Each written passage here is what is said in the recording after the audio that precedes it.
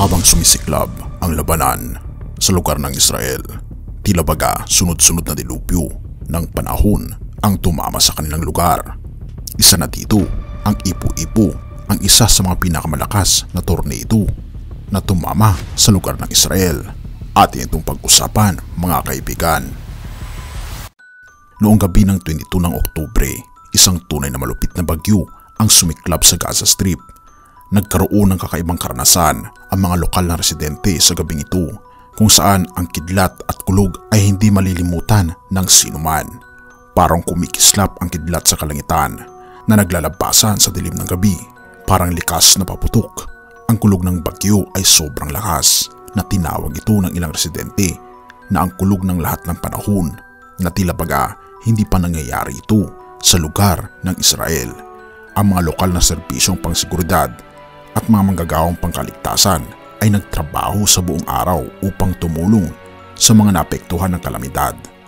Nagdagdag pa ng puwersa upang magbigay ng tulong. Ayon sa pampalagayang datos, walang nasaktan dahil sa bagyo, ngunit may pinsalang naganap sa mga ari-arian sa lugar ng Gaza Strip.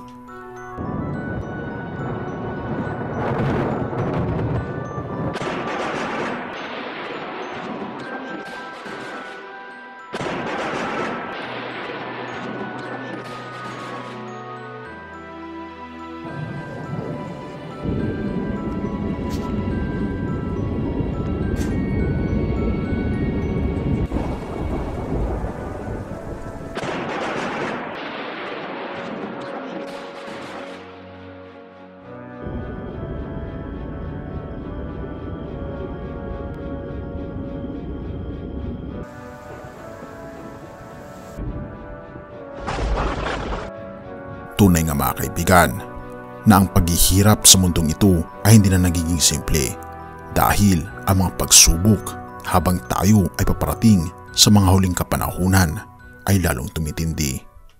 Kawikaan 3 verse 5-6. Tumiwala ka sa Panginoon ng buong puso mo at huwag kang manalig sa iyong sariling kaunawaan. Kilalanin mo siya sa lahat ng iyong mga lakad at kanyang ituturo ang iyong mga landas. Mga kaibigan, tayo ay magpaturo sa mga turo at alituntunin ng ating Panginoong Diyos, dahil siya lamang ang nakakaalam kung ano ang mas mabuti sa atin para sa inaharap, at ihahanta kanya patungo sa mas ligtas na landas na masusumpungan lamang natin sa ating Panginoong Jesucristo. Purihin ang ating Panginoong Diyos at salamat kaibigan sa iyong panonood. Tayo'y manalangin.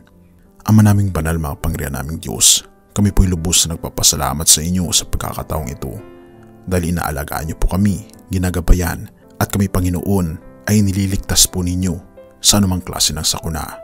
Panginoon, tulungan niyo po ang mga tao na nasasalanta ng anumang klase ng dilubyo ng kanilang buhay. Tulungan niyo sila Panginoon na mahanap ang daan patungo sa tunay na kapayapaan na masusumpungan lamang sa aming Panginoong Jesucristo. Purihin ka, o aming Panginoong Diyos, at lalong higit nagabayan po ninyo ang mga kaibigan po namin na nabibiktima ng kaguluhan sa Israel. Patawarin po kami sa lahat ng aming pagkukulang at pagkakasala, sapagkat ito'y aming samot hiling sa matamis na pangalan ng aming Panginoong Hesus. Amen.